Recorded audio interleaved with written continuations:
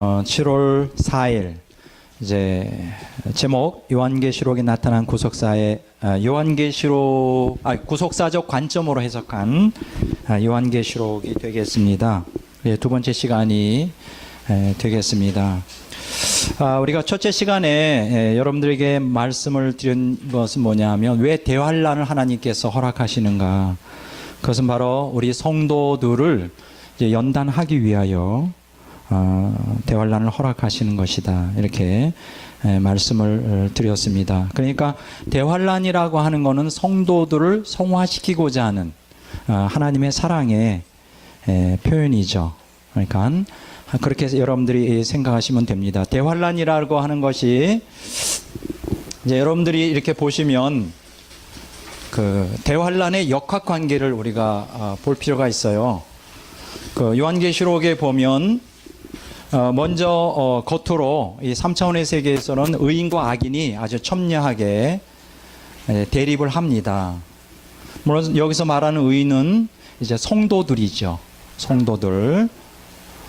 그 다음에 여기서 악인들은 이제 하나님을 반역하는 이제 그 대표적인 악인이 이제 바로 적그리스도죠. 악의 화신.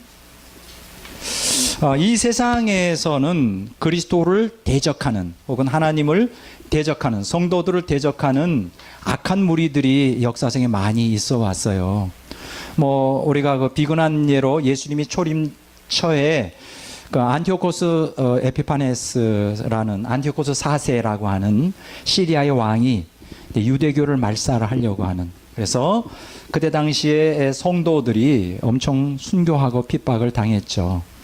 그리고 여러분들이 잘 아시는 대로 기독교가 공인이 되기 전에 약 300년간 혹은 250년간 10명의 로마 황제들에 의하여 이제 박해를 받았던 역사도 우리가 기억하고 있습니다. 그리고 2000년 교회사 속에서도 하나님을 믿는다는 명분으로 또 말씀을 바르게 순종하려고 하는 사람을 이단으로 몰아서 뭐 화형을 시키거나 가진 고문으로 죽였던, 그래서 로마 카톨릭의 통치하에서 약 5천만 명의 성도들을 이제 살해하는 뭐 그러한 역사들도 우리가 기억할 수가 있죠.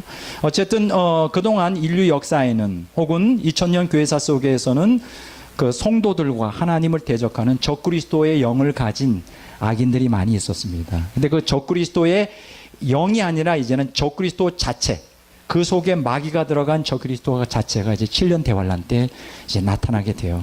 그래서 어느 인류 역사에서도 의인과 악인의 격돌이 아마 7년 대환란에서처럼 격렬하게 일어난 적은 없을 정도로 아주 첨예하게 이제 이렇게 일어나게 되겠죠. 이 과정 가운데 의인과 악인의 격돌 속에서 이제 사실은 악인들은 권세를 갖고 있는 자들이고 의인들은 사실 힘이 없죠. 그래서 사실은 성도들의 권세가 깨진다.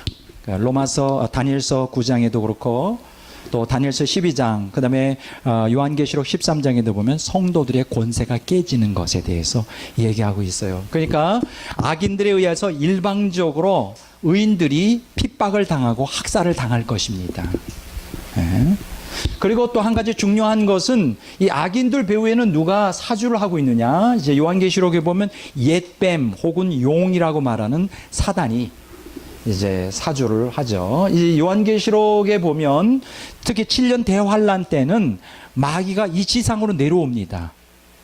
지상으로 직접 내려와요. 요한계시록 12장에 이제 끝에 부분에 나타나죠. 이제 직접 내려와서 이제 이 세상을 완전히 이제 장악하죠. 적그리스도를 통하여. 자, 그렇게 돼서 사실은 7년 대환란의 그 스토리를 우리가 쭉 연구하다 보면 악인들에 의하여 의인들이 그냥 그 일방적으로 당하는 그러한 형태를 취합니다. 그럼 여기서 우리가 한 가지 기억하셔야 될 것은, 그러면 여기서 우리가 의문이 생기죠. 의인들이 고난을 당한단 말이에요. 의인들이 고난을 당하고 고난 가운데 절규하지만 그들의 기도가 응답받지 못하고 그냥 다 순교를 해요. 대다수가. 그럼 여기서 한 가지 질문이 생기죠. 두 가지 문제입니다. 질문이 생기는 게 뭐냐면 하나님의 사랑에 대한 의심이 생기잖아요. 하나님은 과연 사랑하느냐? 사랑하는 그 자기의 백성, 그걸 보속이라며 자신의 보속이라고 하는 의인들을 왜 이렇게 무참하게 살해당하도록 악인들에게 내어주느냐 하는 거예요. 한번 요한계시록 13장을 한번 보시도록 하겠습니다.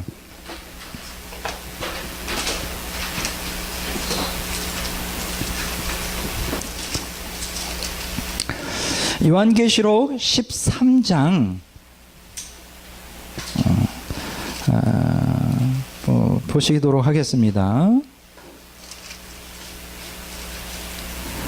요한계시록 13장 10절 다 같이 읽어보도록 하겠습니다. 찾으셨죠? 다 같이 읽습니다. 사로잡힐 자는 사로잡힐 것이요 칼에 죽을 자는 마땅히 칼에 죽을 것이니 성도들의 인내와 믿음이 여기 있느니라. 자, 여기 보면 이 10절은 성도들이 악인들에 의하여 잡혀서 순교당하는 내용이 나와요. 그런데 여기 보면 사로잡힐 자는 사로잡힐 것이요 칼에 죽을 자는 마땅히 칼에 죽으리니, 이걸 무슨 뜻이냐? 체포되어 감옥에 갇히기로 작정된 자는 반드시 체포되어 감옥에 갇힐 것이다. 이게 이제 영어로 보면 to be destined라 그래요. 운명 주어져 있다, 정해져 있다. destined, to be destined. 그 다음에 여기 보면 칼에 죽을 자는 마땅히 칼에 죽는다는 뜻이 뭐냐? 칼에 의하여 순교를 당하기로 이미 예정된 작정된 자는 반드시 죽임을 당한다. 피할 수가 없다는 거예요. 예를 들어서 이제 박해가 임하면 도망갈 거 아니에요. 기독교인들이 뭐 여기저기로 도망가는데 도망갔자 소용이 없다는 거예요. 순교되기로 작정된 예정된 성도는 반드시 죽는다는 거예요. 그게 하나님의 뜻이라는 거예요. 그래서 지금은 우리가 잘 이해가 안 되지만 7년 대환란 때 환란의 순교자 열풍이 불 때 많은 기독교인들이 그 하나님의 사랑에 대해서 의문을 품게 될 것입니다. 이렇게 내가 하나님을 사랑하고 믿는데 왜 나를 악인들의 손에서 나를 보호해 주지 않는가? 이렇게 고문을 당하고 처절하게 순교 당할 때 여러분 어떻게 생각하세요? 여러분 순교 당하는 게 굉장히 멋있게 환경이 주어질 거라고 생각하세요? 우리가 순교하면 이제 가장 떠오르는 게 이제 스데반의 순교가 나오잖아요. 사실은 스데반의 순교는 너무나 아름다운 순교예요. 인간적으로 볼 때는 비참하지만은 영이 열린 사람은 그 하나님 보좌 우편에 예수님이 서 계신 것이 보이잖아요. 그 영광 가운데 순교를 해요. 근데 우리 모든 이제 7년 대환란 때 순교하는 성도들이 다 영안이 열려가지고 하나님 보좌 앞에 서 계신 예수님을 보게 될까? 그렇게 된다면야 영광 중에 영광이지만 대부분 그렇게 못할 거예요. 비참하게 죽을 겁니다. 아주 비참하게 조롱당하면서 죽을 거예요. 제가 이제 책 한 권을 가지고 나왔는데 이따가 좀 소개하려고 The History of the Church라고 하는 책입니다. 이제 요거 이제 번역하면 교회사인데 유세비우스라고 하는 유명한 기독교 교회사가가 쓴 거예요. 이 사람은 어떤 때 사람이냐면 콘스탄틴 대제의 친구예요. 그러니까 300년 당시에 기독교 역사가로서 굉장히 유명하죠. 조세푸스 하면 이 사람하고 잠깐만 헷갈리는 사람이 있어요. 유세비우스하고 조세푸스는 달라요. 유세비우스는 기독교 교회 사가고 조세푸스는 유대교 그 AD 70년 로마에 의한 멸망할 때 그때 당시 역사가죠. 근데 이 책에 보면 이제 사도 시대부터 콘스탄틴 대제에 의해서 기독교가 공인될 때까지의 풀 스토리를 역사를 여기다 담고 있는데 주로 저희 관심을 끄는 것이 바로 순교사예요. 순교사. 그래서 이제 이따가 좀 제가 설명할지 모르지만 요게 이제 한국어로 번역된 곳이 한 군데가 있어요. 뭐냐면 교회사라고 하는 이름으로 에우세비오, 유세비우스가 아니라 에우세비오로 돼 있는데 성요셉 출판사, 가톨릭 출판사에서 나왔어요. 이런 거는 좀 여러분들이 한번 좀 읽어보시면 좋겠어요. 왜냐하면 이 책을 읽어보면 앞으로 7년 대환란 때에 그 어떻게 순교하게 될 것인가가 그림이 나와요. 이 책을 보면 이 책을 제가 읽어보면서 순교가 참 이런 것이구나 한 걸 깨달았는데 비참합니다. 한마디로 말하면 갈기갈기 다 찢어져요. 갈기갈기 다 찢겨지고 그 막 미쳐 광란하는 그 폭도들이죠. 폭도들이 예수 믿는 사람을 죽이라 그러고 막 그냥 죽이라 그러고 그래서 예수 믿는 사람들이 잡혀서 갖은 고문을 다 당해. 뭐가 곰은 말로 표현이 안 됩니다. 그래서 결국은 이제 죽게 되는데, 그래서 그러니까 우리가 죽는 상황도 앞으로 똑같은 상황이 전개될 거예요. 여러분 우리가 순교할 때 굉장히 로맨틱하게 죽을 거라고 생각하지 마세요. 아주 비참하게 죽습니다. 근데 여기서 중요한 것은, 그렇게 순교할 때 우리에게 가장 중요한 것은 하나님의 사랑에 대한 확신이 있어야 돼요. 그럼에도 불구하고 하나님은 나를 버리지 않는다. 사랑, 이걸 갖다가 감정적으로 느끼는 게 아니라 강력한 매일매일의 삶 속에서 체험되어진 하나님의 사랑, 경험되어진 하나님의 사랑으로 확고하게 믿음으로 붙들고 있어야 돼요. 그래서 어떠한 상황, 마치 버림받는 상황과 같은 상황이 전개된다 할지라도 이제 믿음으로 그 인격적인 하나님을 붙들어야 되죠. 근데 여기서 제일 중요한 것은, 악인들에 의하여 의인들이 순교를 당할 때 제일 떠오르는 게 뭐냐? 하나님이 나를 사랑하느냐. 오늘 많은 기독교인들이 이런 의문을 품죠. 이성적으로 이해할 수 없는, 납득할 수 없는 고난이 올 때 하나님이 나를 사랑하느냐. 두 번째 문제는 이제 여기서 하나님의 전능이죠. 하나님이 전능하시다면, 또 하나님이 사랑이라면 어떻게 나에게 이성적으로 납득할 수 없는 이러한 고난을 허락하시느냐. 다시 말씀드리지만은 하나님이 우리를 끔찍이 사랑하기 때문에 하나님의 전능한 능력으로 우리에게 고난을 허락하시는 거예요. 그럼 고난의 목적이 뭐죠? 우리를 어떻게? 정화하여 성화시키려고. 그러니까 오늘 이 시간 7년 대환란에 접근하는 것도, 환란 무섭다, 두렵다, 고난 싫어, 이렇게 생각하지 마시고, 고난이 우리에게 주시는 궁극적인 하나님의 구속사적, 그렇죠? 구속사적 관점으로 우리 대환란을 생각하지 않으면 대환란에 대한, 혹은 요한계시록에 대한 공부는 아무 의미가 없는 거예요. 그렇게 여러분들이 생각을 하시기 바랍니다. 자, 요한계시록에 보면 하나님이 전능하시다는 구절이 여러 군데가 나와요. 몇 번 나오느냐 하면 9번 나옵니다. 여러분, 엘샤다이라고 들어보셨어요? 엘샤다이, 전능한 하나님이죠. 엘샤다이, 한번 따라서 합시다. 엘샤다이. 엘샤다이. 여러분, 창세기 17장 1절에 보면 나는 전능한 하나님이라고 아브라함에게 나타날 때 그 바로 엘샤다이라는 단어를 써요. Almighty God이죠. 전능한 하나님.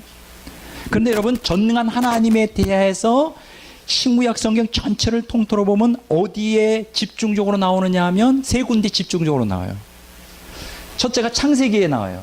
창세기 엘샤다이, 전능한 하나님이라는 얘기가 11번인가 제가 정확히 기억을 할 수가 없는데 그 정도 나오고, 그 다음에 두 번째로 집중적으로 많이 나오는 데가 욥기입니다.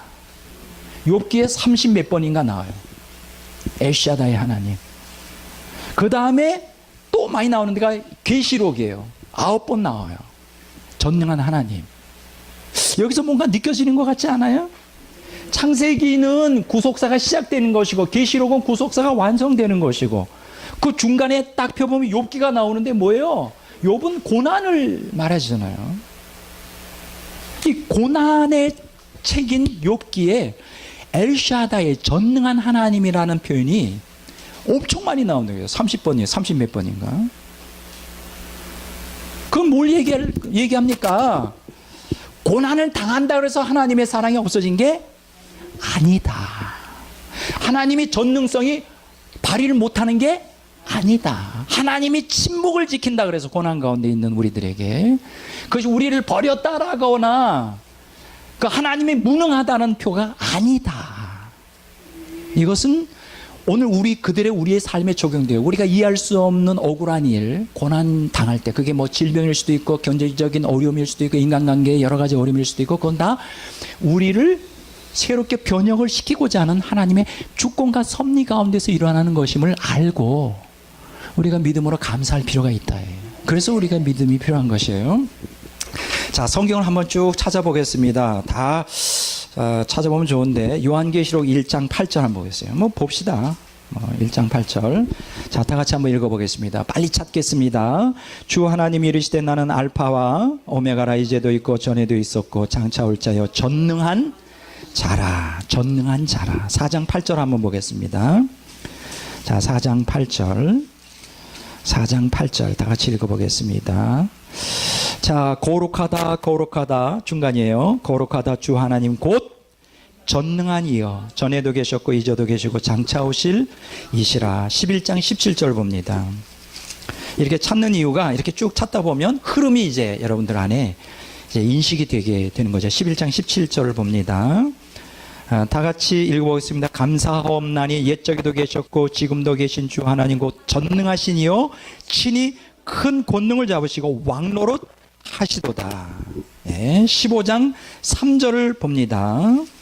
자, 15장 3절에 다 같이 읽습니다. 주 하나님 곧 전능하시니요 하시는 일이 크고 놀라우시도다. 이런 얘기가 나오죠. 16장 7절 봅니다. 주 하나님 곧 전능하시니요 심판하시는 것이 참되고 의로우시도다. 자, 16장 14절을 봅니다. 하나님 곧 전능하신 이에 큰 날에 있을 전쟁을 위하여 그들을 모으더라. 자, 19장 6절을 봅니다. 19장 6절을 쭉 중간부에 보면 할렐루야 우리 하나님 곧 전능하신 이가 통치하시도다. 자, 15절을 봅니다. 중간에 전능하신 이의 맹렬한 진노의 포도주 틀을 밟겠고. 자, 21장 끝으로 22절을 다 같이 봅니다. 자, 성 안에서 내가 성전을 보지 못하였으니 이는 주 하나님 곧 전능하신 이와 및 어린 양이 그 성전이심이라. 자, 이렇게 9번 나오는데 성경 요한계시록 전체에 전능한 하나님에 대한 얘기가 아주 가득가득 나옵니다. 그런데 그 중에서 우리가 이해할 수 없는 것들은 악인들에 의하여 의인들이 순교를 당한다는 거예요. 근데 하나님은 거기서 구원해 주지 않는다는 거예요. 그냥 죽도록 내버려 둔다는 거예요. 이건 도대체 뭘까? 왜 그럴까? 우리도 그렇죠. 우리가 어려움 당할 때 환난 가운데 기도해서 그 응답을 금방금방 받는다면 신나잖아요. 신앙생활이. 근데 언제 우리가 신앙생활이 어렵죠? 응답이 더디 오거나 아예 응답이 없어. 내가 원하는 방향으로 기도가 응답이 안 되고 엉뚱한 일이 막 전개가 되고 내 이성과 논리로 이해가 안 되는 일들이 막 벌어지고 이게 안 돼. 그럴 때 우리가 흔들리기 시작하잖아요. 마음이 혼란스럽고. 하나님은 정말 전능하신 분이야? 하나님은 나를 사랑하셔? 뭐 이런 회의가 이제 우리 안에 들어온다는 거예요. 그렇다 할지라도 하나님은 전능하시고 하나님은 우리를 사랑한다는 확고한 믿음 가운데 서는 것이 우리에게 절실하다는 거예요. 왜냐하면 거기에 하나님이 뜻이 있다는 거예요. 우리 인간으로는 이해할 수 없지만 하나님의 오묘한 뜻이 그 안에 있다는 거예요. 도저히 인간으로는 납득이 안 되지만은 어떻게 악인들에 의하여 의인들이 고난을 당하고 순교하는 것이 어떻게 하나님의 뜻을 이루는 것인가? 인간으로는 이해가 안 되죠. 그렇지만 거기에는 하나님의 구속사를 이루시는 오묘한 섭리가 있어요. 그 하나님의 주권과 섭리, 그걸 철저히 믿는 신앙이 우리에게 오늘도 필요하고 앞으로 7년 대환란을 통과할 성도들에게도 절실한 거예요. 무슨 일이든지 그게 좋은 일이든지 나쁜 일이든지 다 하나님의 주권과 섭리 가운데 일어난다. 일단 그걸 인정해야 돼요. 거기에서 믿음을 지키는 게 중요합니다. 여러분들 거기 보면 요한계시록 4장 한번 보세요.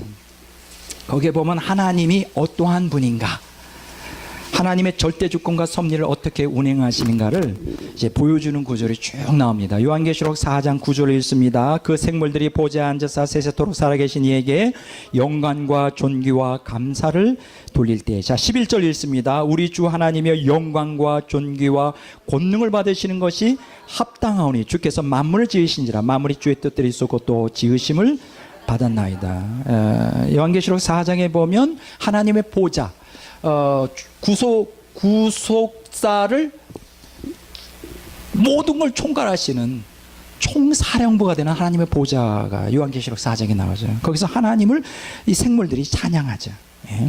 24장로들이 하나님을 찬양하면서 영광과 존귀와 감사, 영광과 존귀와 권능을 하나님께 돌리죠. 이게 무슨 표현입니까? 하나님의 절대 주권과 섭리를 믿고 감사하면서 그 오묘하신 구속사를 찬양하는 거예요. 정말 이런 걸 찬양하는 겁니다. 자, 보세요. 5장 12절, 13절 보겠습니다.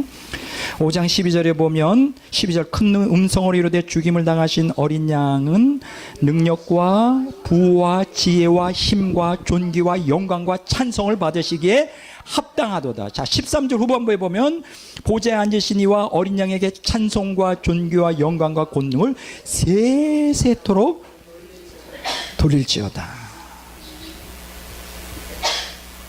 이 어린 양을 찬양하는 게 천사들, 그리고 모든 만물들이 그렇게 예수 그리스도의 구속의 역사, 구속의 역사를 막 인간이 표현할 수 있는 그 오묘함의 모든 절정을 이 구절들에서 쭉 묘사하고 있어요.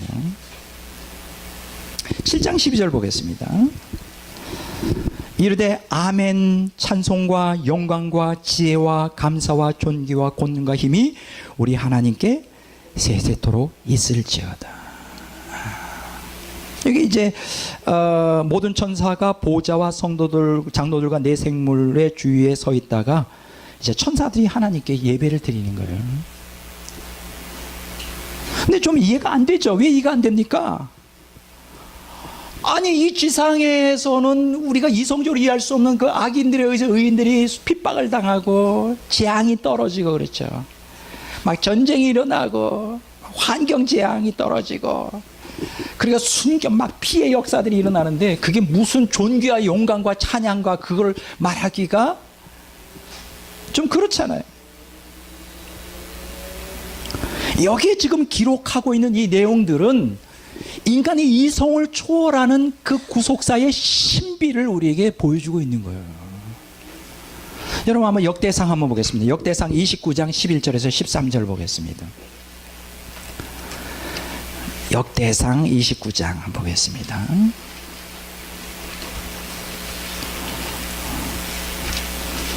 역대상 29장 11절에서 13절. 야, 대단합니다. 요한계시록에도 막 하나님의 주권과 섭리를 막 구속사의 신비를 말해주는 게 막 가득 차 있는데 여기도 대단합니다. 역대상 29장 11절, 12절, 13절까지 다 같이 읽어보도록 하겠습니다. 이것은 다윗이 하나님께 감사 기도를 하는데 그 하나님의 절대 주권과 섭리에서 오는 그 구속사의 그 신비를 여기서 말해주고 있죠. 자, 11절. 여호와여 위대하신가 권능과 영광과 승리와 위엄이 다 주께 속하여 싸우니 천지에 있는 것이 다 주의 것이로다. 여호와여 주권도 여호와 주께 속하여 싸우니 주는 높으사 만물의 머리이심이니이다. 부와 귀가 주께로 말미암고 또 주는 만물의 주제가 되사 손에 권세와 능력이 싸우니 모든 사람을 크게 하신가 강하게 하심이 주의 손에 있나이다. 우리 하나님이여 이제 우리가 주께 감사하며 주의 영화로운 이름을 찬양하나이다. 야, 대단해요. 저는요 성경에서 다윗을 참 대단한 사람이라고 생각해요. 뭐 다윗 하면 시편 23편이 떠오르잖아요. 거기는 하나님의 이름의 구속사에 그 모든 내용이 거기 다 들어있어요. 아, 다윗 대단한 사람입니다. 여기 보면 또 다시 다윗의 그 대단함이 여기 나타나요. 하나님의 속성, 하나님의 주권, 절대 주권과 섭리가 여기에 쫙 나타나죠. 이게 뭐 대단한 하나님의 구속사의 역사를 여기서 쭉 묘사해 주는데, 근데 실제적으로 우리가 이 땅에 살며 당하는 것은 대단하지가 않아요. 계속 악인들에 의해 의인들이 쫓김을 당하고 감옥에 갇히고 죽임을 당하고 피비린내 나가고 전쟁이 일어나고 막 굶어 죽고 이런 역사들이, 아니 그걸 갖다가 어떻게 놀라운 하나님의 역사라고 생각할 수 있어요. 그러니까 우리가 오늘 이 시간에 그 역설적 신앙을 갖는 게 중요해요. 따라서 합시다. 역설적 신앙. 여러분 아주 중요합니다. 자, 다시 한번 역설적 신앙. 오늘 우리의 신앙, 왜 역설적 신앙이라는 게 뭐예요? 우리의 이성과 논리에 근거하여 우리 자신의 기초하여 신앙생활하지 말라는 거예요. 어떤 드러나는 그 우리가 호불호에 우리 신앙이 좌지우지되지 말라는 거예요. 역설적 신앙이라는 게 뭐냐? 우리 논리로는, 이성으로는 그게 납득이 안 되지만 결국 궁극적으로는 우리 영적인 유익이 돼요. 우리 영혼에 구원을 주는데 결정적인 역할을 하는 게 이제 그 역설적인 신앙이란 말이에요. 하나님께서는 구속사를 아주 정말 신비한 가운데 인간이 이성으로 이해할 수 없는 과정으로 역사를 합니다. 제가 지난번에 카이로스, 크로노스 얘기했죠. 자, 한번 따라서 합시다. 카이로스, 크로노스. 야, 하나님은 대단하신 분이에요. 뭐 요거는 대단하신데, 요거는 조금 이따 제가 할게요. 조금 이따 순서대로. 이게 좀 굉장히 복잡합니다. 그러면 왜 역설적 신앙이라 그럴까? 한번 보겠습니다. 요한계시록 15장. 자, 오늘 아주 중요한 두 군데를 봅니다. 하나는 뭐냐? 요한계시록 15장, 또 하나는 요한계시록 17장. 요게 이제 세트 메뉴입니다. 가끔 성경에 보면 세트 메뉴가 나오죠. 요한계시록 15장 이제 2절에서 3절. 아주 중요한 구절이에요. 왜 이게 역설적 신앙이냐? 요한계시록 17장 그 다음에 14절을 봅니다. 이게 세트 메뉴예요. 자, 우리가 한번 읽어보겠습니다. 요한계시록 15장. 자, 15장 2절 한번 읽어보겠습니다. 2절. 또 내가 보니 불이 섞인 유리 바닥 같은 것이 있고 짐승과 그의 우상과 그의 이름의 수를 이기고 벗어난 자들이 유리 바닷가에 서서 하나님의 고문고를 가지고. 자, 여기 보면 그 우상과 그의 이름의 수를 이기고 벗어난 자들 누굴까요? 네? 다시. 그의 우상과 그의 이름의 수를 이기고 벗어난 자들. 도대체 이 사람들의 정체가 누굴까요? 그럼 여기서 보면 그 우상과 그의 이름의 수를 이긴다는 게 무슨 뜻일까요? 네? 요 뜻은 뭐냐? 여기서 이긴다는 것은 우상의 표를 받지 않고 적그리스도에게 굴복하여 신앙을 저버리지 않은 자들이죠. 그러면 요한계시록 13장에서는 적그리스도의 표를 받지 않고 신앙을 지키려면 어떻게 돼야 되죠? 다 순교자 하는 거예요. 순교하는 거예요. 다 순교해요. 죽지 않고 살아남을 수 없어요. 그 증거가 어디 있느냐? 요한계시록 14장에 나와요. 요한계시록 14장에는 세 부류의 죽음에 대하여 얘기합니다. 14장 1절에서 5절까지가 14만 4천의 순교가 나와요. 뭐 여기 대해서는 제가 여기서 자세히 얘기 안 하고요. 자, 두 번째로 14절부터 16절까지가 성도들의 순교가 나와요. 성도들의 순교. 자, 그 다음에 세 번째 요한계시록 14장 17절에서 20절까지가 악인들의 죽음에 대해서 나와요. 그런데 놀라운 것은 특히 요한계시록 14장 14절에서 16절에 보면 성도들의 순교를 뭐로 표현하고 있느냐? 곡식이 익어서 천국 곳간에 추수되는 것으로 묘사되고 있어요. 그러니까 인간의 측면에서 이 땅의 관점에서 보면 이 땅에서 순교하는 건 굉장히 비참하잖아요. 막 피가 튀고 그냥 팔다리가 잘려져 나가고 막 불에 타고 그냥 그 창에 찔리고 총에 맞아 죽고 막 말로 표현이 안 된단 말이죠. 그걸 갖다가 우리가 뭐라고 말하냐? 아비규환이다 이렇게 말하잖아요. 그러나 하나님의 관점으로 볼 때 죽어서 천국에 추수되는 것은 그것은 천국에 올라가는 거예요. 구원을 받는 거예요. 그러니까는 이 관점이 그렇게 달라요. 그러니까 요한계시록 15장에 그의 우상과 그의 이름의 수를 이기고 벗어난 자들이라는 게 뭐냐?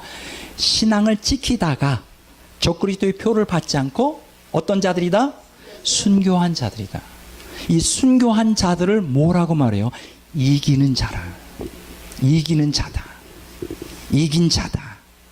그들이 유리바닷가에 서 있다는 거예요. 유리바다는 뭐예요? 하나님 보좌 앞에가 유리바다 아닙니까? 요한계시록 4장에 보면 그 앞에 서서 주님을 찬양하는 거예요. 자, 여기를 접으시고 한번 요한계시록 7장을 한번 보겠습니다. 요한계시록 7장 13절, 14절, 17절까지 읽겠습니다. 자, 다 같이 읽습니다. 장로 중 하나가 응답하여 나에게 이르되 이 흰옷 입은 자들이 누구며 또 어디서 왔느냐? 내가 말하기를 내 주여 당신이 아시나이다 하나니 그가 그에게 이르되 이는 큰 환난에서 나오는 자들인데 어린 양의 피에 그 옷을 씻어 희게 하였느니라. 그러므로 그들이 하나님의 보좌 앞에 있고 또 그의 성전에서 밤낮 하나님을 섬기에 보좌 앉으시니까 그들 위에 장막을 치시리니 그들이 다시는 줄이지도 아니하며 목마르지도 아니하고 해나 아무 뜨거운 기운에 상하지도 아니하리니 이는 보좌 가운데 계신 어린 양이 그들의 목자가 되사 생명수 샘으로 인도하시고 하나님께서 그들의 눈에서 모든 눈물을 씻어 주실 것입니다. 자, 여기 보면 아무나도 능히 셀 수 없는 무리들이 하나님의 보좌 앞에 서요. 큰 환난에서 나오는 자들인데, 그러면 하나님의 보좌 앞에 선다는 건 무슨 뜻일까요? 죽어서 순교해서 하나님 보좌 앞에 나가는 거. 아까 요한계시록 15장에 유리 바다에 쓰는 거예요. 똑같은 동일한 일이. 순교자들이에요. 그러니까 이들이 큰 환난에서 나오는 자들은 다 순교자들이에요. 성도들이. 여기 보면 16절에 다시는 줄이지 않고 목마르지도 아니하고 아무 뜨거운 기운에 상하지도 아니하리니 이제 보좌 가운데 계신 어린 양이 그의 목자가 되신다. 눈물을 씻어주신다. 하나님 보좌 앞에 거기에서 이제 주님을 찬양하는 내용이 나오죠. 자, 여기서 한 가지 제가 물어보고 싶은 것은, 말하고 싶은 것은 우상과 그의 이름의 수를 이기고 벗어난다는 건 뭐냐? 순교한다는 것인데, 순교를 여기에서 뭐라고 말하느냐? 이긴다라고 말해요. 순교가 뭐라고요? 이겼다. 순교. 뭐 이겼다. 짐승의 표를 이겼다. 짐승의 표를 이겼다는 건 짐승을 거기다가 저격을 해가지고 쏴 죽였다는 뜻이 아니라 오히려 죽음을 당한 거예요. 신앙을 지키다 죽음을 당했는데 그걸 성경에서 뭐라고 말해요? 패한 것이 아니라 이겼다라고 말해요. 이게 바로 역설적 신앙이에요. 오늘 우리는 이긴다는 거, 신앙의 승리를 자꾸만 물질적으로 또 인간 중심적으로 생각하는 경우가 많아요. 그렇지 않습니다. 성경적으로, 구속사적으로, 지금 얘기했죠? 구속사적 관점으로 순교가 곧 이기는 거예요. 왜 그들은 순교했을까요? 신앙을 지키다가 순교한 거예요. 그게 바로 이기는 거예요. 그런데 여기 보면 3절 후반부에 보면 주 하나님 곧 전능하시니요 하시는 일이 크고 놀라우시도다 만국의 왕이요 주의 길이 의롭고 참되시도다. 순교 있는데 어떻게 전능한 하나님 그동안 뭐 하고 계셨는가? 근데 여기 보면 만왕의 왕이래요. 만왕의 왕이라는 게 무슨 뜻이에요? 모든 것을 다 통치하시는 분이라는 거죠. 모든 인간의 생사화복과 모든 호흡조차, 그러니까 우리가 죽는 것조차 하나님이 허락하시지 않으면 누구도 죽일 수 없는데 그 만왕의 왕이시여 전능하신 하나님이 순교하도록 허락하시고 인도하셨다는 거예요. 그것은 하나님이 우리를 사랑하지 않아서거나 하나님이 우리 전능하지 않아서가 아니라는 거예요.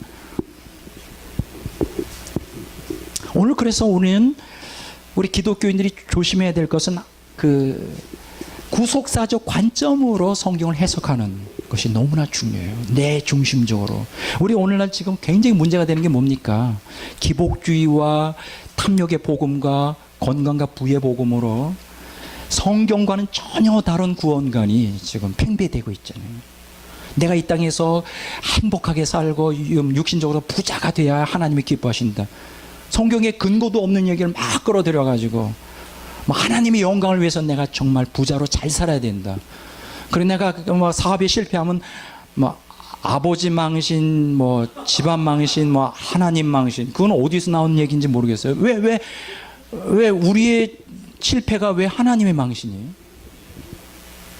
그러니까 우리가 항상 구속사적인 관점으로 성경을 해석하는 게 너무 중요해요. 여기서 다시 한번 질문합니다. 요한계시록 15장 2절 3절에서 이긴다는 게 뭘 의미해요? 순교예요. 죽는 게 이기는 거예요. 자, 요한계시록 17장 14절을 봅니다. 요것과 세트 메뉴입니다.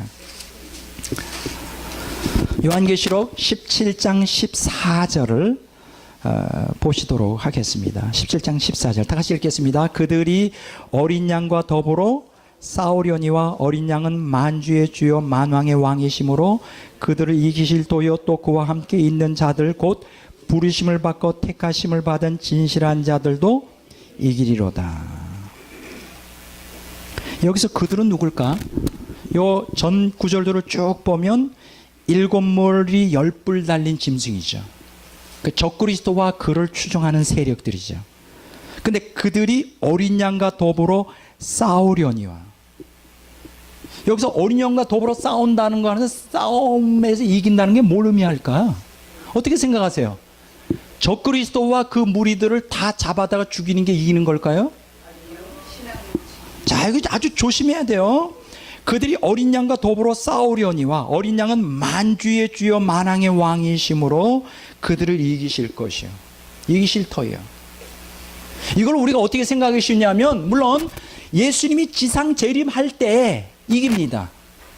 그때 적그리스도와 그를 추종하는 세력들을 잡아다가 이제 지옥 불에 넣게 되죠. 한번 읽어보겠습니다. 요한계시록 19장 19절에 있습니다. 다시 했습니다. 또 내가 보매 그 짐승과 땅의 임금들과 그들의 군대들이 모여 그 말을 탄 자와 그 군대와 더불어 전쟁을 일으키다가 20절 짐승이 잡히고 그 앞에서 표적을 행하던 거짓 선지자도 함께 잡혔으니 이는 짐승의 표를 받고 그의 우상에게 경배하던 자들을 표적으로 미혹하던 자라. 이 둘이 산채로 유황불문못에 던져지고. 자, 이것은 최후의 승리에 대한 얘기인데, 여기에서 요한계시록 17장에서 말하는 어린 양이 이기실 것이다. 그들과 싸워 이기신다. 왜냐하면 만주의 주여 만왕의 왕이다. 이걸 어떻게 해석해야 될까요?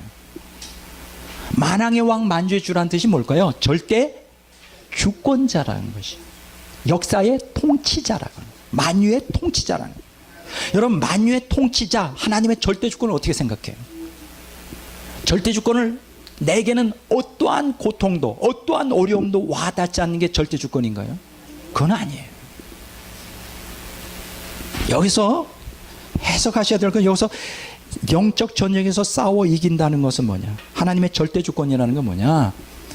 하나님의 뜻 안에서 우리에게 고난을 허락하시고 그 고난 가운데서 이긴다는 게 뭐냐? 신앙을 저버리지 않고 끝까지 믿음을 지키는 게 이기는 거예요.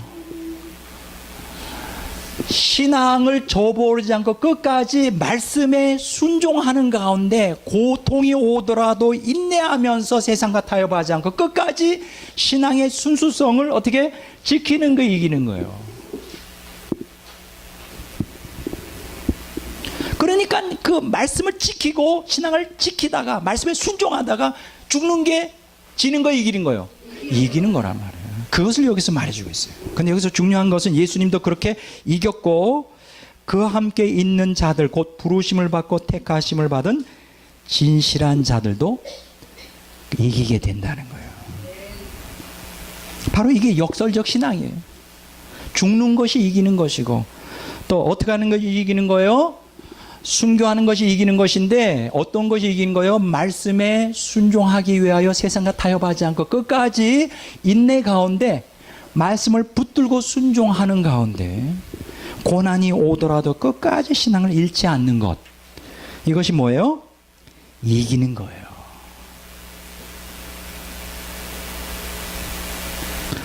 자, 한번 보세요. 요한계시록 5장 5절. 자, 이 말이 맞는지 틀리는지, 예수님이 이기셨다는데 도대체 그게 정말 그런 뜻인지 요한계시록 5장 5절을 다 같이 읽어보겠습니다. 자, 다 같이 한번 읽어보도록 하겠습니다. 5장 5절. 장로 중에 한 사람이 내게 말하되 울지 말라. 다윗 유다 지파의 사자 다윗의 뿌리가 이겼으니 그 두루마리와 그 일곱인을 떼시리라. 자, 여기 뭐라 그랬어요? 다윗의 뿌리가 누굴까요? 예수님이죠. 근데 그 다윗의 뿌리가 어떻게 했다고? 이겼다 그래서. 여기서 이겼다는 게 뭘까요? 무슨 뜻이죠? 다윗의 뿌리가 이겼다는 게 뭘까요? 예수님이 고난당하시고 십자가에서 죽기까지 복종한 거예요. 그 이긴 거예요. 자기를 이긴 거예요. 이게 다윗의 뿌리가 이긴 거예요. 죽음의 고난 앞에, 어떤 유혹 앞에 굴하지 않고 하나님께 철저히 순종함으로 고난의 길을 가고 그 가운데서 이기신 거죠. 자, 히브리서 한번 보겠습니다. 히브리서 5장 8절 한번 보겠어요. 7절, 8절 한번 보겠습니다. 9절까지. 그는 육체에 계실 때에 자기를 죽음에서 능히 구원하실 이에게 심한 통곡과 눈물과 간과 소원을 올렸고 그의 견고한 하심으로 말미암아 들으심을 얻었느니라. 그가 아들이시면서도 받으신 고난으로 순종함을 배워 온전하게 되셨으니 자기에게 순종하는 모든 자에게 영원한 구원의 근원이 되신다. 여러분, 여기서 아주 중요한 것이 있죠. 예수님은 고난 가운데 하나님의 말씀의 뜻에 철저히 어떻게 했을까요? 순종했어요. 본이 되셨어요. 마찬가지로 그래서 온전하게 되셨어요. 그래서 순종하는 모든 자에게, 예수님께 순종하는 모든 자에게 영원한 구원의 근원이 되셔요. 자, 예수님께 순종한다는 건 뭘 의미할까? 예수님처럼 하나님의 말씀에 순종하는 자들이에요. 자, 보세요. 자, 요한계시록 3장 21절 한번 봅니다. 요한계시록 3장 21절. 자, 다 같이 한번 읽어보도록 하겠습니다. 3장 21절. 찾으셨죠? 이기는 그에게는 내가 내 보좌에 함께 앉게 하여 주기를 내가 이기고 아버지 보좌에 함께 앉는 것과 같이 하리라. 야, 놀라운 말씀이에요. 여기서 이기는 그에게는 내 보좌에 함께 앉게 하여 주기를 내가 이기고 아버지의 보좌에 함께 앉는 것과 같이 하리라. 여기서 이긴다는 게 뭘까요? 네? 신앙을 지키는 거죠. 여러분, 여기서 우리가 이긴다는 개념을 여러분들이 마음속에 아주 확고하게 마음속에 지닌 게 중요해요. 예수님께서 아버지의 뜻에 말씀에 순종하기 위해 철저히 자기를 부인하는 그게 바로 이긴 거예요. 마찬가지로 우리도 내 뜻을 버리고 아버지의 뜻에 철저히 순종하기 위하여 나를 부인하는 게 그게 이기는 거예요.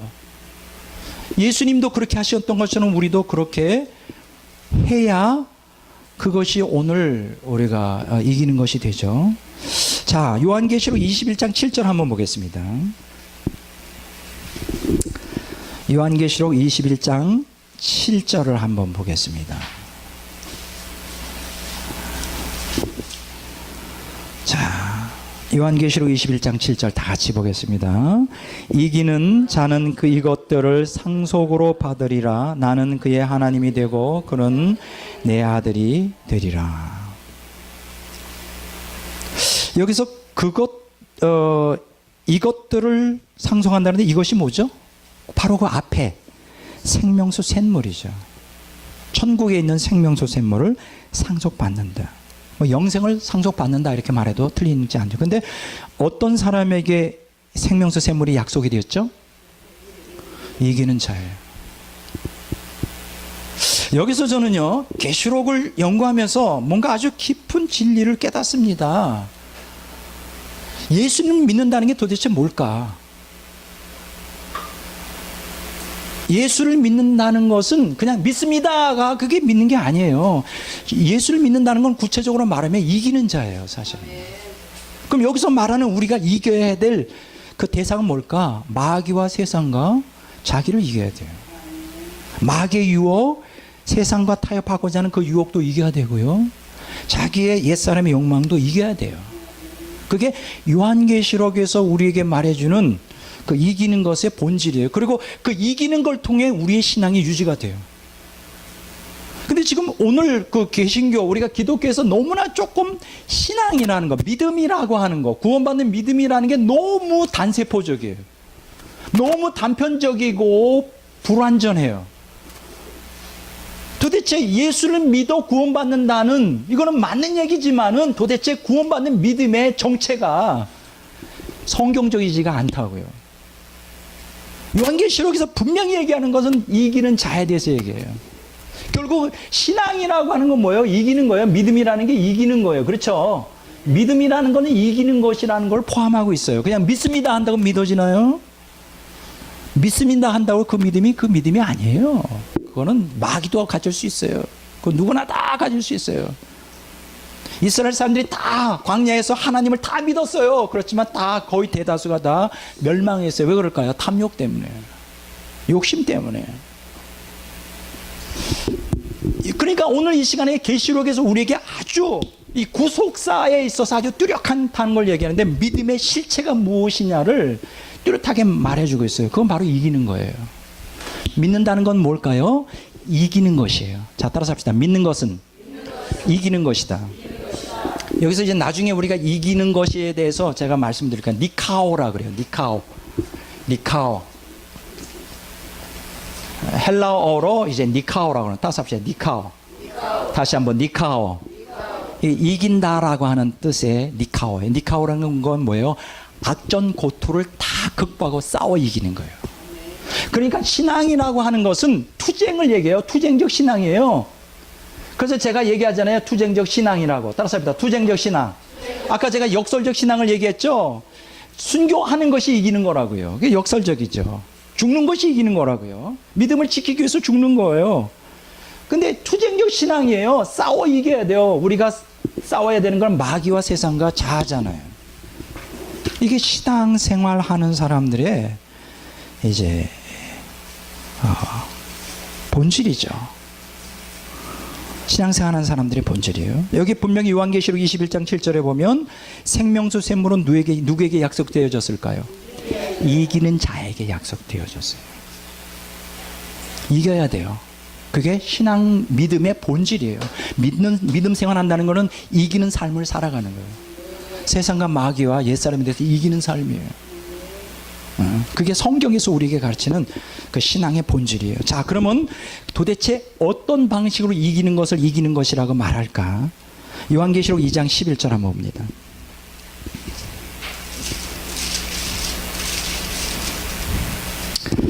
자, 요한계시록 12장 11절 죄송합니다. 12장 11절.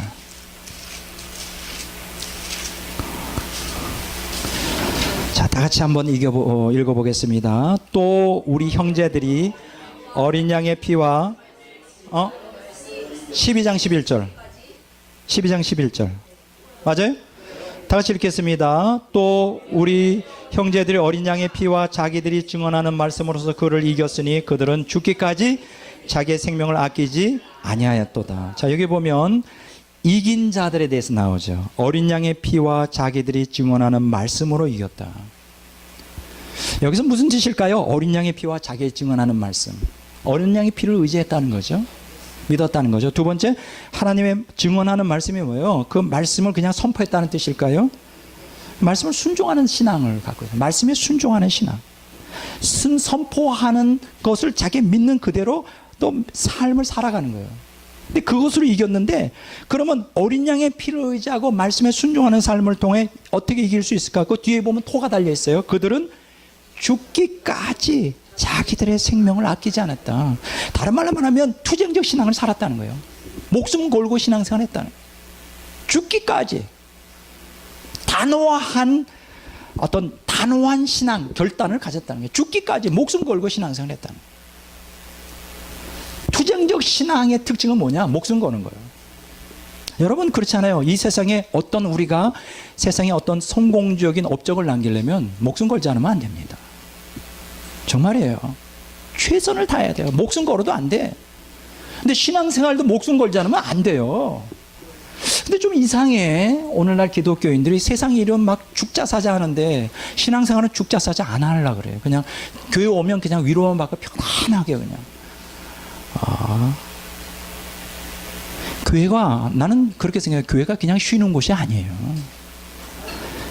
신앙은 투쟁적 신앙입니다. 교회가 쉬러 와요? 쉬려면 음악 틀어놓고 교회 가지 말고 클래식 음악 틀어놓고 그냥 쉬어요. 그게 훨씬 더 나아. 교회는 쉬는 것이 아니에요. 우리가 투쟁적 신앙을 위해서 재충전 받는 것이죠. 자, 13장 10절을 봅니다. 같은 맥락 속에서 우리가 이해할 수 있죠. 다 같이 읽겠습니다. 사로잡힌 자는 사로잡힐 것이요 칼에 죽을 자는 마땅히 칼에 죽을 것이니 성도들의 인내와 믿음이 여기 있느니라. 왜 여기에 보면 성도들의 인내와 믿음이 있다 그랬어요. 그냥 성도들의 믿음이 있다 하면 되는데 왜 인내를 포함했을까요? 믿음이라는 게 뭐예요? 인내하는 믿음이에요. 그럼 왜 인내할까? 말씀에 믿음이라는 거예요. 말씀에 순종하려고 그럴 때 세상과 마귀와 자아는 그냥 가만 놔두지는 않는다고요. 폭동을 일으켜. 그러니까 우리가 뭐가 필요해? 이 난동을 가운데 우리가 어떻게 할 수가 없어요. 그냥 인내해야 돼. 그냥 버텨야 돼. 그래서 보면 여기 성도들의 인내와 믿음이 있어요. 그래서 우리가 구원받는 믿음이라는 것 혹은 이긴다는 것, 이기는 신앙이죠. 투쟁적 신앙을 통해 가능한데 그 밑바닥에 뭐가 있어야 되느냐? 인내가 필요해요. 지난번에 얘기했잖아요. 히브리서 11장이 믿음장이잖아요. 히브리서 10장과 히브리서 12장에는 뭘 얘기해요? 믿음을 지키기 위해서 뭐가 필요하다? 끝까지 인내하는 게 필요하다. 왜 인내가 필요해요? 그 믿으면 되지 뭐가 인내가 필요해요? 그 안에는 인내가 필요하다는 건 그 안에는 말씀에 순종한다는 걸 전제로 하고 있는 거예요. 아니 말씀 순종하는데 안 하는데 무슨 인내가 필요해요? 내 욕망대로 사는데 욕망대로 나오는 대로 다 하고 싶은 얘기 다 하고 행하고 싶은 대로 다 하고 뭐 욕망대로 하고 싶은 건 다 하는데 무슨 인내가 필요해요? 왜 인내라 그랬을까? 믿음에는 성경적 믿음에는 인내가 필요한 거예요. 말씀에 순종하려고 하니까 인내가 필요한 거예요. 고난이 오잖아요. 자, 그 다음에 요한계시록 14장 12절을 보겠어요. 자, 다 같이 읽어보겠습니다. 자, 제 얘기가 여기 나오죠.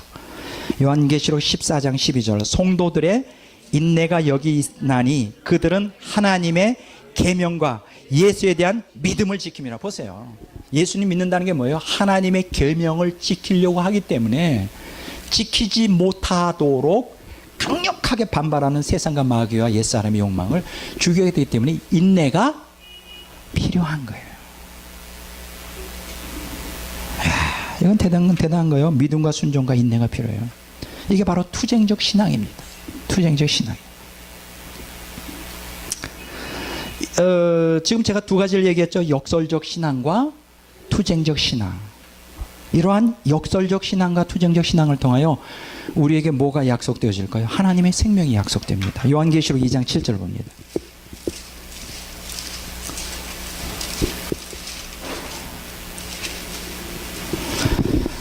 자, 다 같이 읽어보겠습니다. 귀 있는 자는 성령의 교회들에게 하시는 말씀을 들을지어다. 이기는 그에게는 내가 하나님의 낙원에 있는 생명나무의 열매를 주어 먹게 하리라. 어떤 사람에게?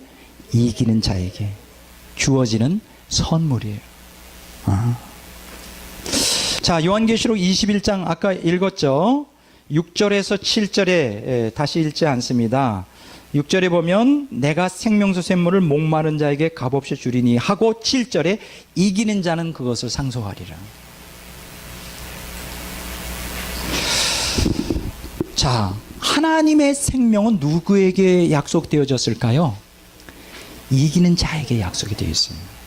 나는 여러분들에게 예수님을 믿는 믿음을 그냥 믿음이라고만 정의하지 말고 믿음의 내용이 투쟁을 통한 이김에 있다는 것을 말씀드리고 싶어요. 이겨야 돼요, 우리가. 근데 제 경험으로 보면 제가 투쟁적 신앙을 통하여 세상과 마귀와 옛사람과 싸우잖아요. 격렬하게 싸운다. 피 터지게 싸우죠. 피가 흘릴 정도로 싸우는데 그러면서 말씀에 순종하면서 인내하면서 투쟁적으로 하나님의 은혜를 갈망하고 능력을 사모하고 주님의 도우심을 구하면서 하잖아요. 계속 투쟁에 나가잖아요. 그러면 어느 순간에 이 투쟁에서 이겨나가기 시작해요. 그러면서 저를 장악하고 있는 탐욕이나 옛사람의 욕망들이 서서히 힘을 잃어가기 시작해요. 그러면서 말씀이 내 안에 영 안에 들어오면서 그것이 내 안에 거하면서 그것이 능력으로 생명으로 내 안에서 역사를 해요.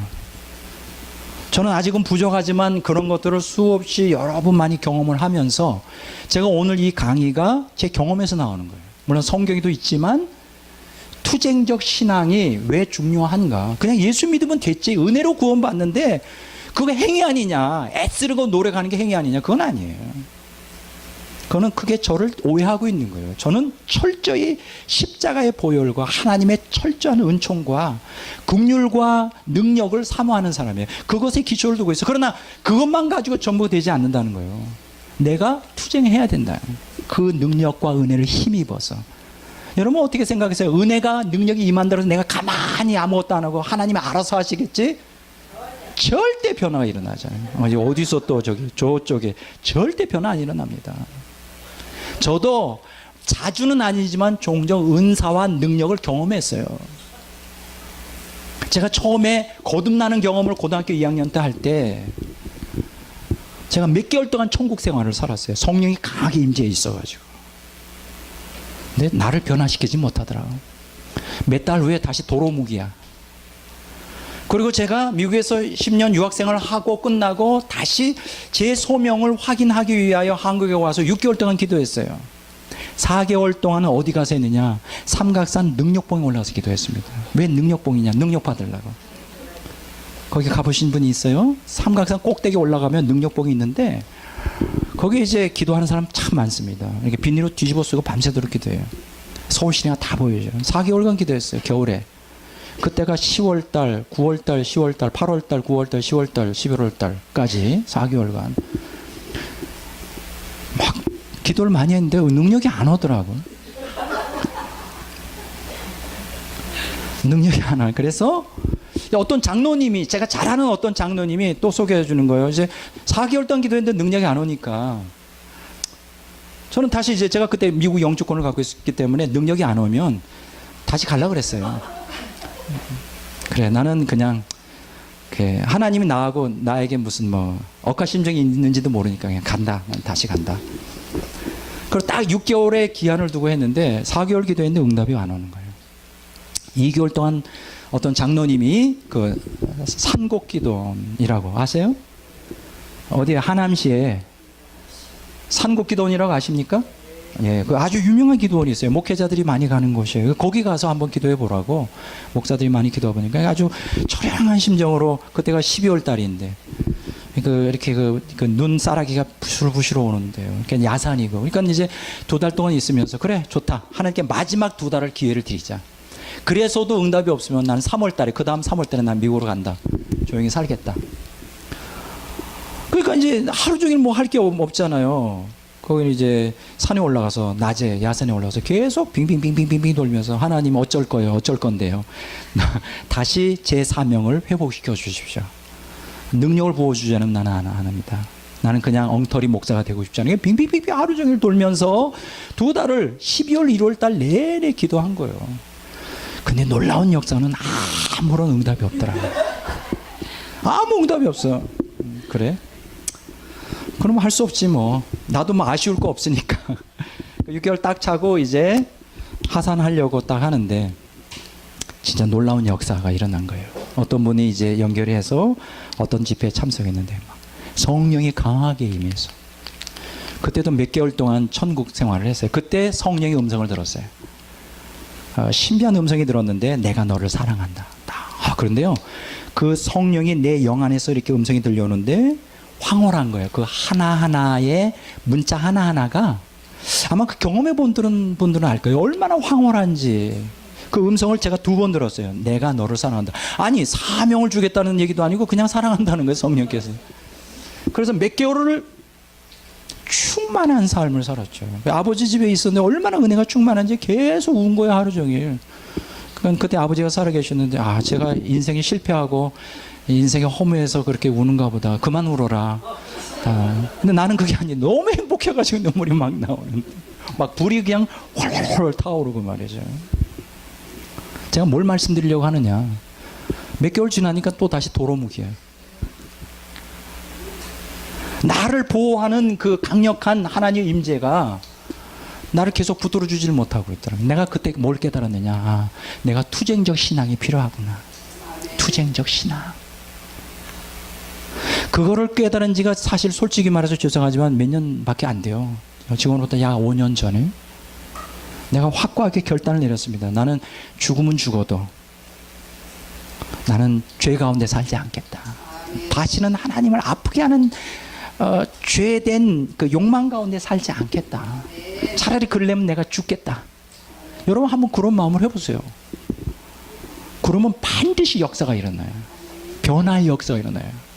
자꾸만 타협을 하니까, 자꾸만 욕망대로 살고 자기 중심대로 사니까 변화가 없는 거예요. 저같이 목숨을 걸고 한번 죽기 아니면 살기로 하나님께 매달려 보라요. 하나님 은혜를 부어주시잖아요. 근데 그때부터 내가 변하기 시작해요.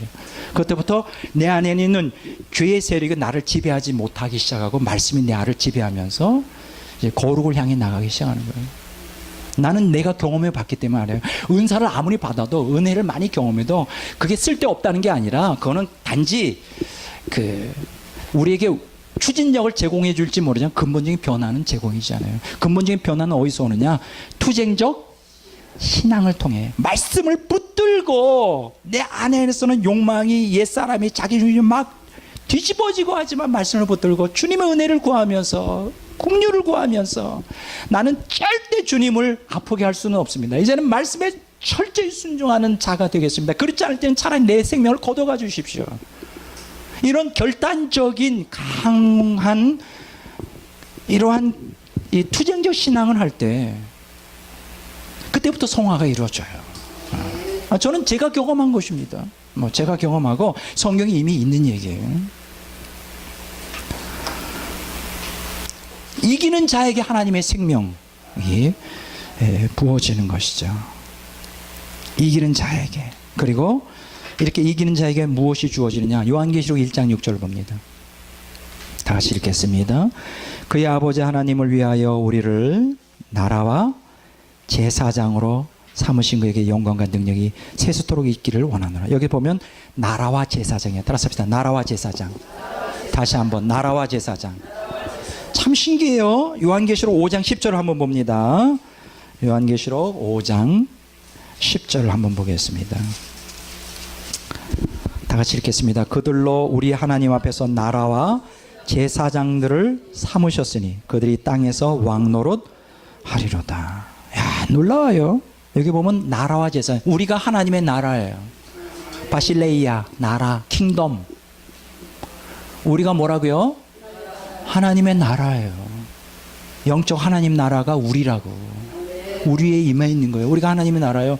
자꾸만 우리 안에 있는 영적 하나님 나라는 추구하지 않고 자꾸만 이 땅에서는 마음대로 욕망대로 살고 지옥 같은 삶을 살면 빨리 죽어서 천국 가야 되겠다 하는데 그건 아니라는 거죠. 우리가 하나님의 나라예요. 하나님이 거하시는 나라라고. 얼마나 놀라운 영광이에요. 그리고 제사장이에요. 우리는 하나님의 제사장이에요. 하나님을 직접 만날 수가 있어요. 예수님의 피 공로를 의지하여. 베드로후서 2장 9절 한번 봅니다. 베드로전서 2장 9절.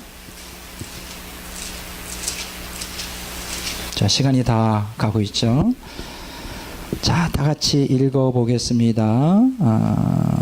그러나 너희는 택하신 족속의 왕 같은 제사장들이여 거룩한 나라여 그의 소유가 된 백성이니 이는 너희를 어두운 데서 불러내어 그의 기이한 빛에 들어가게 하시니 아름다운 덕을 선포하게 하려 하심이라. 여기도 똑같은 말이 나오죠.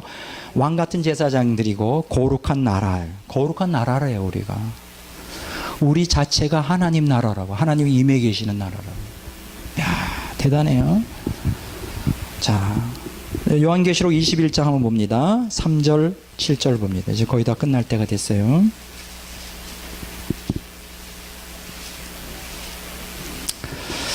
요한계시록 21장 3절과 7절을 봅니다.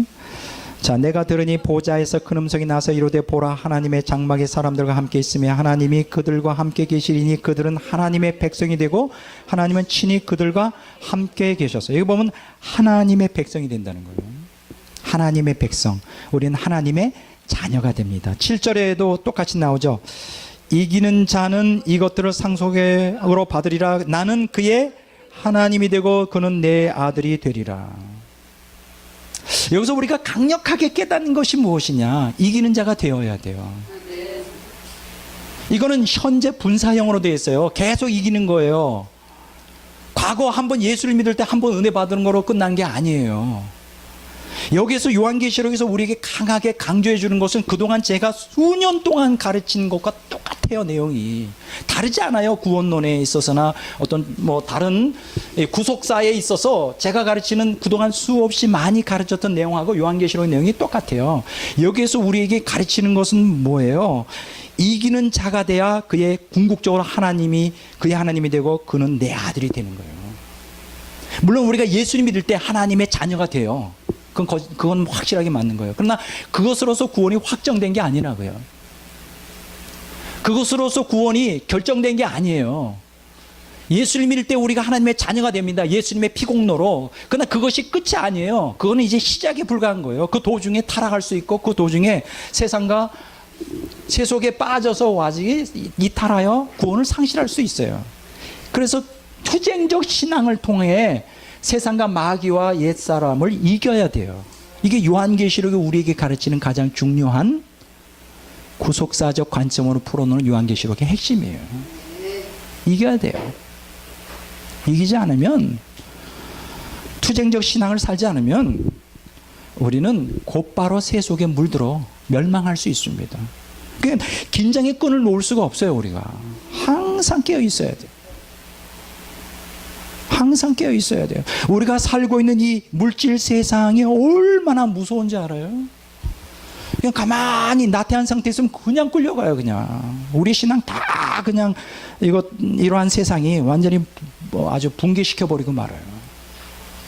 그래서 투쟁적 신앙이 필요한 거죠. 따라서 합시다. 투쟁적 신앙. 투쟁적 신앙. 오늘날 투쟁적 신앙을 살지 않으면서 요한계시록을 배우면서 나 표 받지 말아야지. 나 666 표 받으면 지옥 가니까 어떻게든지 눈 똑바로 뜨고 똑바로 배워서 내가 표 받지 말아야 되지. 그래봐야 소용없어요. 똑바로 뜨고도 666 표라는 거를 머리로 인식하고도 받아요. 왜냐면 정욕에 끌려서. 666 표보다 더 중요한 것은 자기 안에 탐욕을 죽이는 일을 하란 말이에요. 우상, 탐욕, 우상인데 그 탐욕, 우상은 하나님을 동시에 섬길 수가 없어요. 그러니까 우리의 신앙을 위협한다고. 우상이, 탐욕이 순간순간 매일매일 우리의 탐욕이, 자기중심주의가 나를 하나님을 배반하도록 계속 공격한다고요. 거기서 싸워야 돼요. 평소에 지금 7년 대환란 되기 전에 매일매일의 삶에서 투쟁적 신앙을 살아가는 사람들은 7년 대환란 와도 걱정할 게 하나도 없어요. 환경이 더 어렵잖아요. 그러면 어떻게 할까? 더 강력한 하나님의 은혜와 위로와 능력이 나를 감싸요. 그래서 걱정할 게 하나도 없어. 더 담대하고 더 강력한 은혜 가운데 이길 수 있어요. 제가 아까 강의를 하니까 순교하기 전에 객사해야 되겠다 뭐 이렇게 나오잖아요. 객사도 얼마나 힘든지 몰라요. 하나님이 강력하게 은혜를 보여주시면 이거 순교가 쉬워요. 근데 객사가 얼마나 힘듭니까? 억지로 빨리 죽어야지 하는 게 이게 얼마나 쉽지 않잖아요. 그러니까 지금 제가 얘기하는 건 뭐냐, 평소에 순교자적 정신을 가지고 매일매일 신앙생활 하는 거예요. 지극히 작은 것에. 프랑스와 페넬록이나 코사드라든가 그 자기 포기라든가 또 임재 체험에서 로렌스 형제에서 우리에게 가르치는 게 뭐예요? 거창한 거 생각하지 말라. 지극히 조그만 일, 내가 주어지는 그 크고 작고 조그만 하찮게 보이는 것이라 할지라도 하나님 말씀에 순종하며 그 하나님의 뜻을 따라 거해하면서 그냥 가는 거예요. 순종하면서, 인내하면서. 그것이 성화가 되는 것이 무슨 7년 대환란 돼서 내가 어떤 일이 있어도 표받지 않으리라 막 장렬하게 순교하리라 막 이러면서 우리 1992년도에 다미 선교회 때 대단했었죠. 그때는 저 이제 미국에 있었을 텐데 10월 28일 대단했어요. 이때 그 다미 선교에 있었던 사람들이 순교하겠다고 그 이장님 목사님 500만 원 주니까 그거 가지고 북한에 들어 순교하겠다고 막 대단했어요. 평소에 좀 바로 살지. 평소에 바로 살지 않고 막 영웅심리에 막 들떠가지고 막 순교하겠다고. 그거 다 소용없어요. 평소에 매일매일 지극히 작은 것에 내가 죽으면 돼요. 내 성질 죽이고 내 뜻 죽이고 하나님이 기뻐하시는 삶을 조금씩 행하면서 그것이 쌓여서 나중에 순교가 되는 거거든요. 그러니까 혹시 여러분들이 혹시 7년 대환란 통과하다가 백 목사가 강의하는 가운데 순교를 해야 되겠다 두려움 가운데 사로잡히지 마시고요. 그건 잊으시고 그저 열심히 지금 현재 바르게 신앙생활 하다 보면 그거는 하나님께 맡기십시오. 그건 걱정할 필요가 없습니다. 오늘 여기까지 해야 되겠네요. 그래서 오늘 두 가지 나눠준 것 가운데 요 첫 번째 그림만 하고 다음 주에 이어서 역사의 귀결 그 내용은 이제 다음 주에 하도록 하겠습니다. 다음 주에도 아주 중요한 요한계시록의 틀을 이해하는 중요한 공부가 되겠습니다. 참 시간이 빨리 흘러가네요. 자, 우리 시를 읽고